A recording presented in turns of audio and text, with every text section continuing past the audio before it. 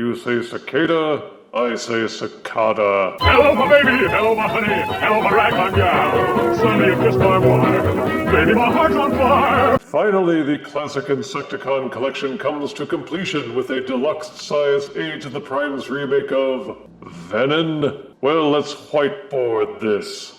In the 80s, Hasbro called this figure Venom, and nobody made a fuss about it. After the 80s, Marvel stumbled across a new Spider-Man villain and called him Venom, and it kinda took off. Now Venom is a trademarked thing with Marvel, and they don't want anybody else in the world to even say the word Venom without paying them royalties. Now Hasbro has been in cahoots with Marvel for many years to make their Marvel Legends figures. They have even made quite a lot of Venom figures for Marvel. Marvel, who had comic book crossovers with Transformers, and nobody cared. But for some reason, Marvel won't let their good buddies at Hasbro make a Transformer named Venom anymore. So this figure is named Venin, which by definition means the toxins found in snake venom. Snakes, not insects. Anywho, Venom was a cicada alt mode Insecticon,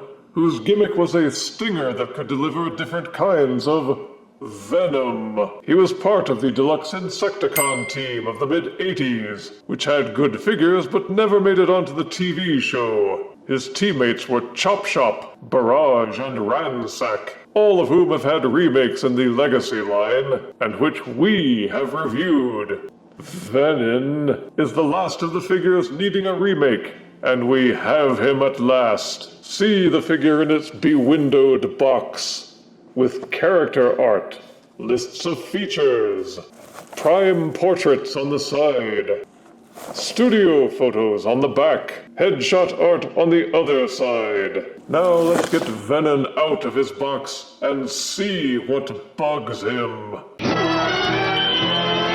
Out of box Age of the Primes Venin comes with his instruction booklet, a lime green gun, and a light gray axe.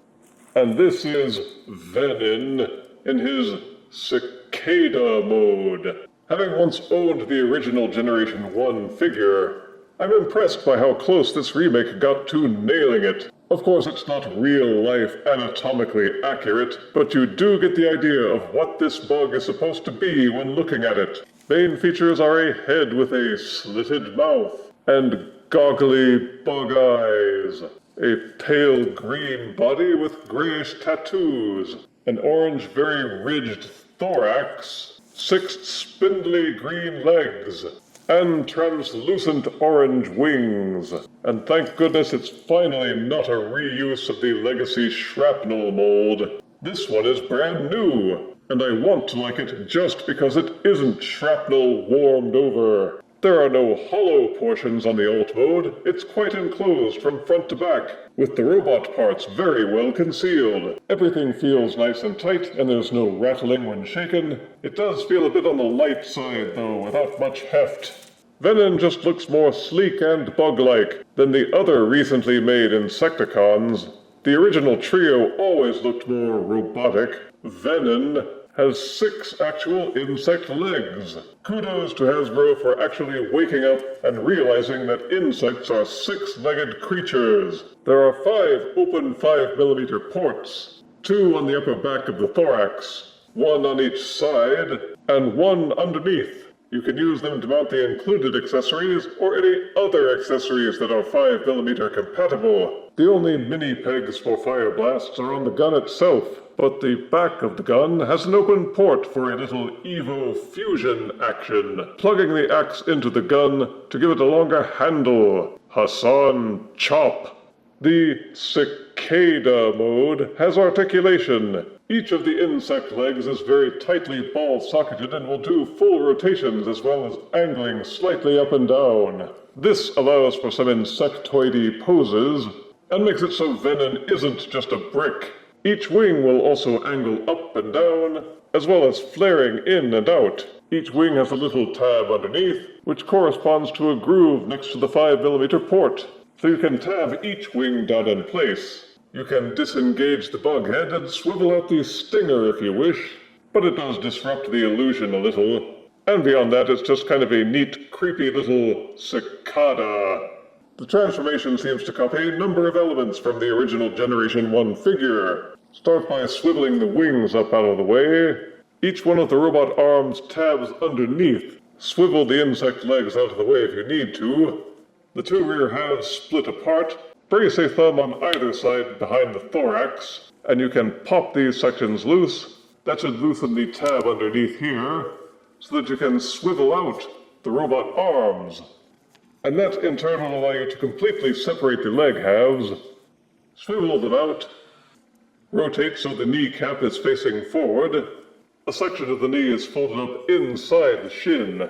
Continuing to bend the knee forward will untab it. This whole green section flips out like a drawbridge. Fold this little gray tab down to form the back of the leg.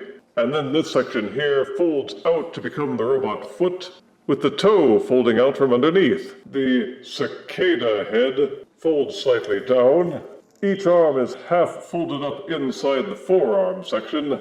First, flip out the robot fist. You will see a hinge inside the elbow. It's a little tight, but unfold those hinges, angle them out, snap them into place to extend the elbow, and rotate the arm so that the elbow is pointing forward. Slowly and repeat for both sides. The shoulders are compacted inside the insect body. Extend them out. Doing that also extends out these obliques to fill out the robot chest.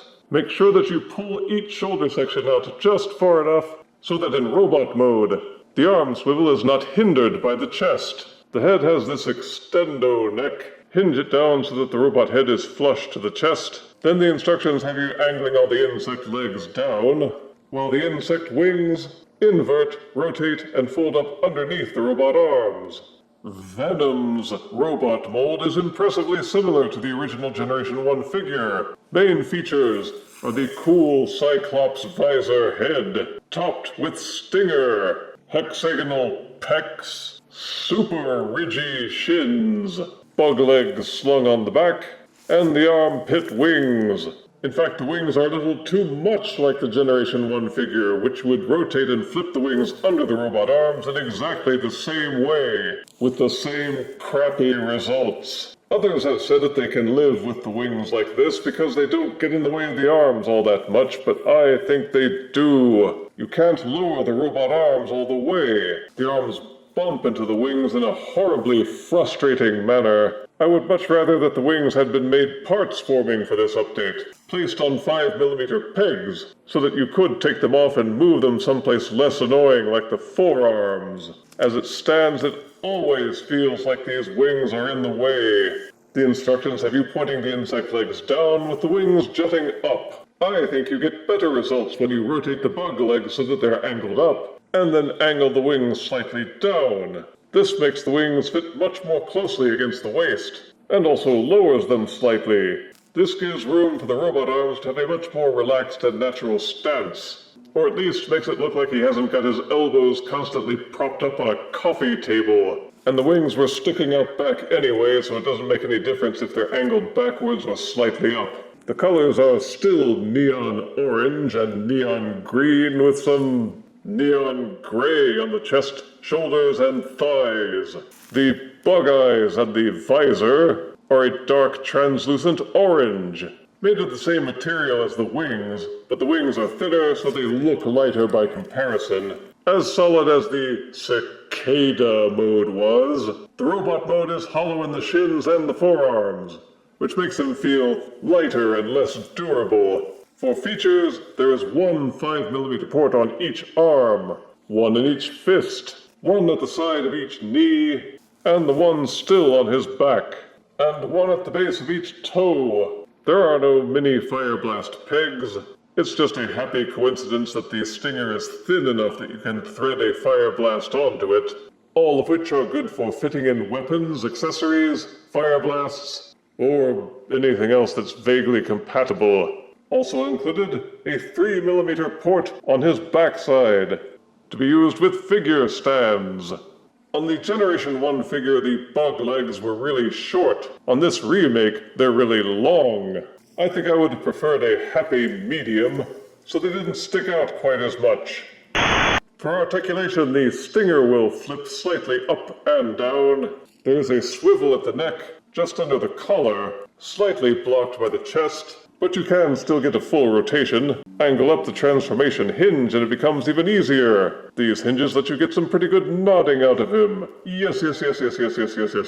Each shoulder has a swivel, which would allow for a full rotation if the insect legs and wings weren't in the way. They're also hinged to splay out. Mid-bicep swivel. The elbows will bend 90 degrees. Each insect leg will still swivel all the way around, as well as angling slightly up and down. The insect wings can still fold out and rotate. Full waist rotation. Each leg will kick forward this far, and rotate all the way back until they start bumping into either the wings or the legs. Push the insect wings out of the way, and the legs will rotate even further backwards. The legs will splay out about this far before the parts crashing starts. Upper thigh rotation. Each knee is double jointed. The ankles will fold all the way in, and the toes will fold up and down. There's also a very small foot tilt, so the articulation is pretty good, except the darn wings just keep getting in the way. Boo! Standing at about 5 1/4 inches, here is Age of the Primes Deluxe Venin, next to Legacy Doom and Destruction Chop Shop. Legacy selects Voyager Ant Agony, and here he is next to Venom. Sorry, Marvel, but this one came first. Age of the Primes Deluxe Venin helps those who are Insecticon collectors to scratch that annoying itch caused by Hasbro just not being very up and doing with the Generation 1 Deluxe Insecticons. You would never see any Venom updates except in obscure sublines like the Creo figures, which were nice but not the full-on update we kept lobbying for. But I guess we have to stop whining now because Hasbro actually delivered a pretty good update. Positives are that the insect mode is cohesive and solid, Generation 1 accurate, and with better options to accessorize and pose. Unlike some Insecticons like Bombshell, where you could never be sure exactly what kind of bug they really were, Venin does look a lot like a mature cicada.